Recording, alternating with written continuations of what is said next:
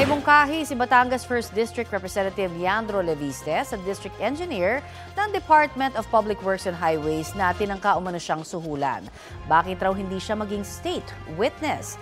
At kasalukuyan ng pagsampa ni Leviste ng mga reklamo laban kay Engineer Abelardo Calalo sa Batangas Provincial Prosecutor's Office. Reklamong bribery, corruption of public officials at paglabag sa Anti-Graft and Corrupt Practices Act ang isinampa ng kongresista.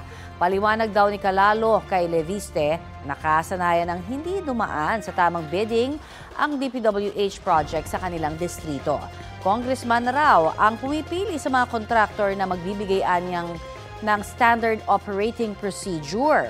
Sa ganyang sistema, umano posibleng umabot sa 1 billion pesos ang makukuhang kickback ng kongresista sa loob ng 3 taong termino.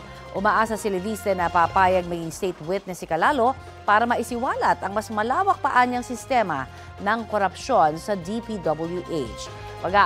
Pag-aaralan pa raw ng kampo ni Calalo kung hihilingin nila sa piskalyang magsagawa muna ng preliminary investigation kaugnay sa mga reklamo ni Leviste.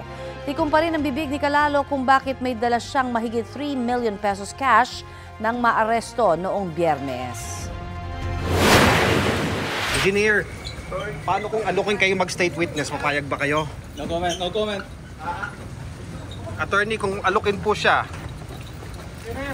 Hindi lang po dapat yung mga